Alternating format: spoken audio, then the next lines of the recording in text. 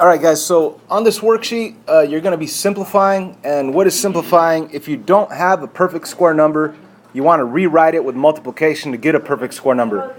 So maybe you want to write your perfect square number list before anything, right? So like, perfect square number list, 1 times 1 is 1, 2 times 2 is 4, 3 times 3 is 9, 4 times 4 is 16, 5 squared is 25, 6 squared is 36, 7 squared is 49, 8 squared is 64, 9 squared is 81, 10 squared is 100, and of course you can keep going.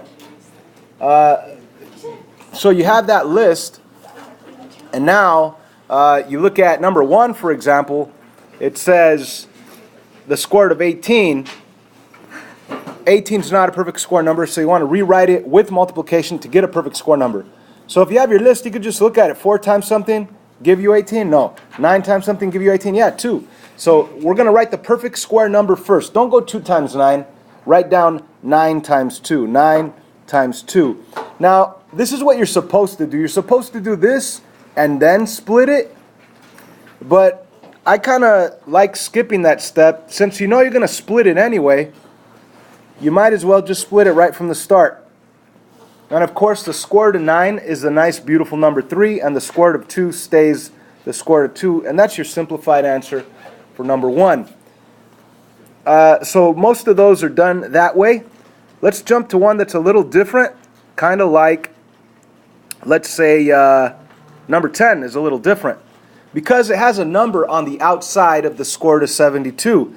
So this number on the outside of the square root of 72 is really saying 2 times the square root of 72.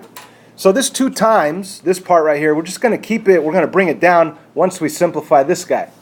So let's think, 72. Will 4 times something give you 72? Yeah, probably. But let's not use 4, let's use a bigger perfect square number. How about 9? 9 times something? Yes, 9 times 8. But let's not use 9 just yet. Let's take a couple more seconds and look at higher perfect square numbers. Maybe 16, maybe 25, but I know for sure 36 times 2 is 72. So the best number to use is the highest perfect square number, which is 36. So the 72, you're going to rewrite it as 36 times 2. Now, of course, we're going to bring down this times 2 that was in the front.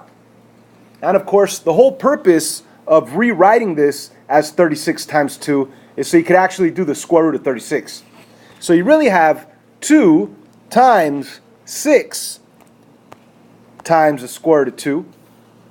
And notice 6 is just the nice, beautiful number 6. There's no more square root on it. So you have a nice, beautiful number 2 times a nice, beautiful number 6. That will be the nice, beautiful number 12. And of course, you're going to bring down the square root of 2. Ladies and gentlemen, you're done. That's your simplified form right there. Let's try something different. So all of these are done the same way, right? Now, number 11 is a piece of cake. The square root of 4, that's 2. 2 times 7 is 14. Your final answer is 14. No more square root. But let's jump to something different, something totally different, like having a radical in the denominator.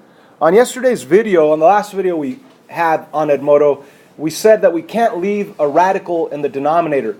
And the way to get rid of something, the way to get rid of a radical is to do the opposite of a radical, of square root, which would be to square it. And squaring a square root would get rid of a square root. But if you think about squaring a square root, that would be multiplying it with itself. Maybe I should do this quick little mini lesson here. What if I say the square root of 3 times the square root of 3, that's really the square root of 9, which means that the answer is just 3, right? Or the square root of 5 times the square root of 5, that's really the square root of 25, which means that the answer is just 5, right? So it's pretty easy to understand. The square root of 7 times the square root of 7. How about we skip this middle part and just get to the answer? What's the square root of 7 times the square root of 7? That's just 7. Whenever you take a square root value and multiply it with itself, the square root disappears. The square root of 3 times the square root of 3 is 3. The square root of 15 times the square root of 15 is 15. The square root of 12 times the square root of 12 is 12. The square root of Edith times the square root of Edith is just Edith. Make sense? Square root of Jacob times the square root of Jacob is just Jacob. Yay? It's easy. The square root of happy face times the square root of happy face equals just happy face. Now if you're wondering why, well, technically when you say a square root times itself, what you're really saying is the square root of happy face squared, and the square root and the square eliminate themselves, and you just get the happy face. All right, so I hope I didn't take that too far. I hope that helps you understand that when you multiply a square root value with itself, the square root disappears. Okay, so let's go back to number 15, because we know we don't want a square root in the denominator. Well, first of all, the square root of 8, it could be simplified, so we might as well simplify it right now. So let me do the simplification of the square root of 8 right here on the side. Okay? So 8 is not a perfect square number. I want to break it down so I could get a perfect square number with multiplication. So what does 8 break down to? Come on, people. 8, what do I rewrite it as? 4 times 2. Don't say 2 times 4. Say 4 times 2. So when you do break it down to 4 times 2 and you split the root, the square root of 8 really simplifies down to 2 square root of 2. Yay? So that's the first part. Now let's replace the square root of 8 with 2 square root of 2. So let me rewrite my problem. I have 3 up on top, and on the bottom I have 2 square root of 2. Now I don't want a square root on the bottom. Now we just said to get rid of the square root, we multiply it by the same exact square root value. Yay? So let me multiply both top and bottom by what? What's the square root value we want to get rid of? The square root of 2. So put square root of 2 on top, 3 times the square root of 2, and on the bottom, 2 times the square root of 2 times square root of 2. So up on top, our answer up on top will be 3 square root of 2. And on the bottom, you have this first 2, it's right here. And then let me ask you this. What is the square root of 2 times square root of 2 right here? What is that? That's just 2, no more square root. So on the bottom, we really have what? 4.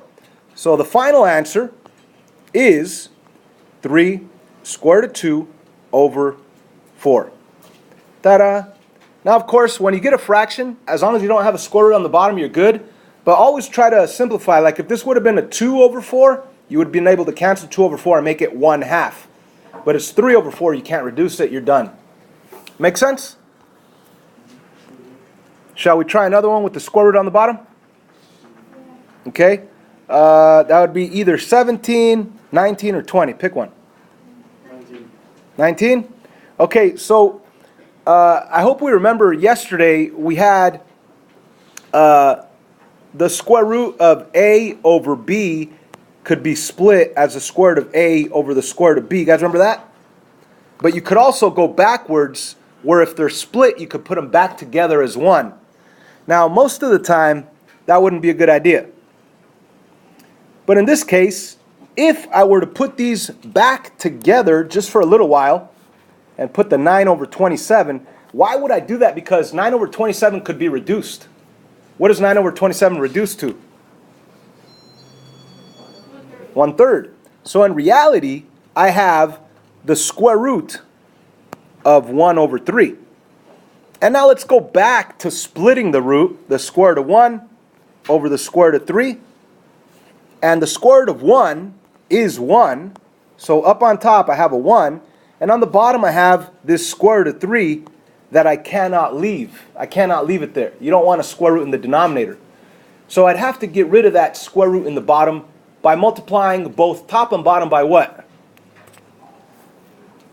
By that exact square root of 3 value. That way, on the bottom, what do we end up with on the bottom?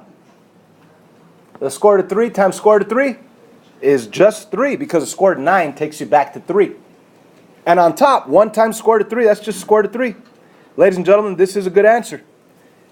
That's not the only way to do this. It's just, I think, the quickest way to do this. Because the other way would be to do the square root of 9, which is 3, and then simplify the square root of 27, and that would break down to 9 times 3, 3 square root of 3. Then you'd have to cancel out 3's. You'd still get the same answer anyway. Many roads to the same place in math.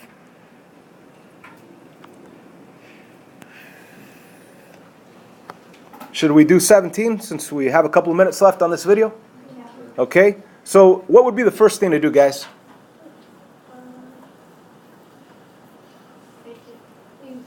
Simplify the square root of 20, just to make it look nicer, right? So let's take the square root of 20 right here on the side, and let's simplify it. What do I rewrite it as? 2 times 10? 4 times 5. Of course, 2 is not a perfect square.